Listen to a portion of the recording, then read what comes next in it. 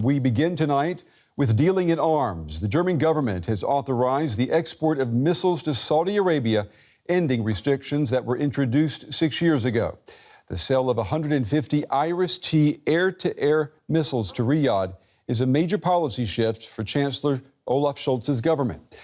Berlin halted arms exports to Saudi Arabia after dissident journalist Jamal Khashoggi was killed in the Saudi consulate in Istanbul.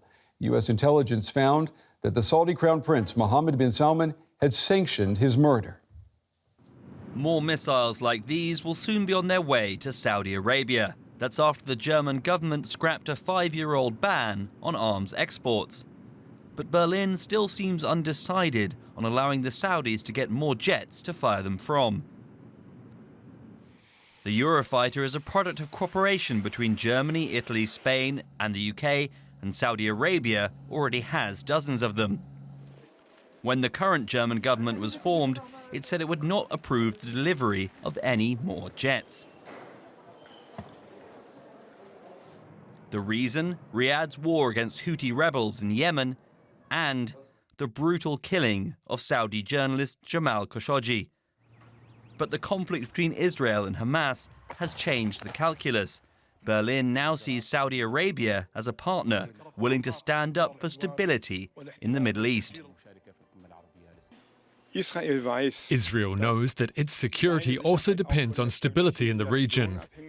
And Saudi Arabia, based on everything we hear, know and talk about, wants to fulfill the role of stability. The Iran-backed Houthis have, by contrast, taken up the fight against Israel, attacking shipping in the Red Sea and firing rockets towards Israeli territory. Chancellor Scholz seems to be backing the release of Eurofighters, but parts of his SPD party and of his Green coalition partners are opposed. They say Saudi Arabia's human rights abuses means it would be a fatal mistake.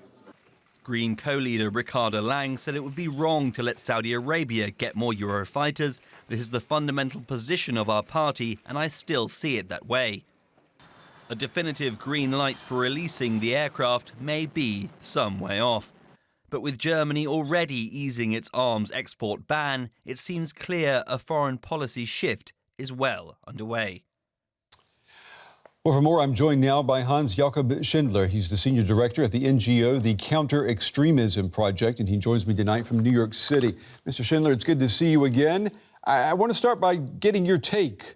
Why do you think Germany is now in favor of sending missiles to Saudi Arabia? Thank you so much for having me. Good to see you again. Look, this is a real, true policy shift. We have seen that Saudi Arabia, in the last couple of months, has voluntarily intercepted Houthi missiles flying to Israel. We have seen Saudi Arabia playing a fairly constructive role in trying to calm the tensions around the Gaza conflict. So this is, in my understanding, the reason for this policy shift. Well, Saudi Arabia having Iris-T missiles in its arsenal will certainly not please Iran and its allies. I'm thinking about Hezbollah in Lebanon. I'm thinking about the Houthi rebels in Yemen. What could be the fallout there? Look, this is also, of course, part of the response to Iran, which has very deliberately racked up, incrementally, but racked up the pressure around the Gaza conflict. On the one hand, even before the recent assassinations of the Hamas and the Hezbollah leader, we had a day-to-day increase of attacks by Hezbollah on northern Israel. And since the beginning of November, we had now, with today's massive attack, 26 attacks by the Houthis against international shipping, which is developing very fast into an actual global economic problem. So, there are signals, very strong signals needed towards Iran to say there has to be a stop to this. And today's decision by the German government can also be seen partially as part of that response. That's also part why Germany has agreed to be part of that international maritime force that is going to secure the Red Sea. So you see this as an insurance policy to keep the Suez Canal, basically, that area secure for world trade as a bulwark against the power of the Houthi rebels? Exactly. So the Suez Canal is not only a major income stream for the Egyptian government, and it has a 25% less income since the Houthis started firing. It is really one of the main arteries of global trade. $1 trillion worth of goods flow through that narrow strait every year. If this Houthi attacks lead, as it has already done, to more shipping companies deciding no longer to use the Suez Canal and the Red Sea, we have longer transport times, higher shipping costs, higher shipping insurance costs. This is a global problem that no one needs in a time where energy prices are already quite sensitive anyway. The U.S. Secretary of State Antony Blinken, he commented earlier today on these attacks on these ships that are headed for Israel. I want you to take a listen to what he said. And all I can tell you is that, as we've made clear, and many other countries made clear, there'll be consequences for the Houthis' actions. We've also repeatedly tried to make clear to Iran, as other countries have as well, that the support that they're providing to the Houthis, including for these actions, needs to stop. It's not in their interest to see the conflict escalated, and we're not the only ones who sent that message to Iran. Yeah, we're not the only ones that sent that message to Iran. What are these consequences going to be, though, if the attacks continue? Well, so far, the international coalition of ships has simply restricted itself to shooting down whatever is shot at them. And, a couple of hours ago, it was quite substantial. A bomb-carrying drones, cruise missiles, as well as anti-tank ship missiles. And then we had, a couple of days ago, sinking of a couple of Houthi boats. So far, the coalition has not yet attacked Houthi positions on the ground in Yemen, radar stations, missile launch sites. But if these attacks don't abate, don't reduce, or don't stop, I'm afraid this is going to be the logical next step. And let me ask you, before we run out of time, when you consider everything we've seen this week, we've got the arms deal with Saudi Arabia, but we've also had this diplomatic shuttle diplomacy going on right now between the Gazans and Israel.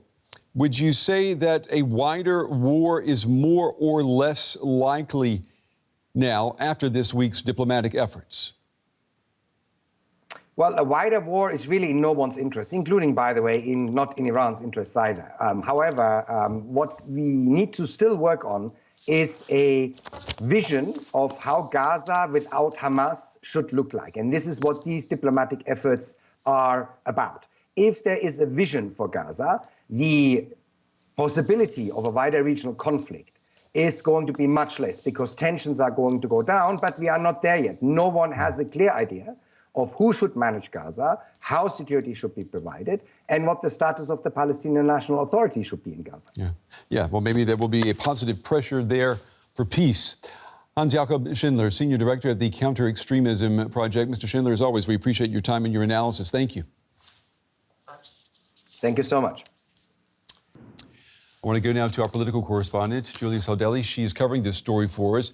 Julia, why is Germany resuming arms exports to Saudi Arabia now? Well, a lot of it has to do with the geopolitical situation, but also with the changing role that Saudi Arabia wants to play on the global stage. We've heard from German Economy Minister Robert Habeck. He is in Saudi Arabia right now on a state visit. And he said that Saudi Arabia, he thinks, plays an important role in stabilizing the entire region, the entire Middle East. And he says that he sees Saudi Arabia being forthcoming in terms of working towards finding peace in Yemen, a country in conflict directly with Saudi Arabia, where Saudi Arabia is directly involved. And Habeck, who also said things similar to Germany's Foreign Minister Annalena Baerbock, they both said that they see Saudi Arabia having a constructive role in regards to the Israel-Hamas conflict and trying to pursue de-escalation there. So these are all factors that are coming into play with this decision from Germany to really change its policy on arms deliveries. And I'm wondering, is this the start of something that's going to last? I know that Germany has approved the sale of Iris-T missiles. Are other deliveries likely to follow? Well, for now, the confirmed approval is only for the 150 Iris-T. Now, these are missiles that are air-to-air and surface-to-air missiles. Saudi Arabia had already been using them, but they're currently running out. That's why they urgently want more to come in. But now, Riyadh uses these missiles air-to-air. That means they mount them on Eurofighter jets. And Eurofighter jets are also a big topic of debate in Germany. These are jets whose delivery Germany has been blocking until now to Saudi Arabia. And we've heard in the last few days from Chancellor Scholz and Foreign Minister Baerbock that they would actually now be in favor of delivering these jets to Saudi Arabia too. So they actually might be next on the list. Our political correspondent Julia Saldelli with the latest tonight from here in Berlin. Julia, thank you.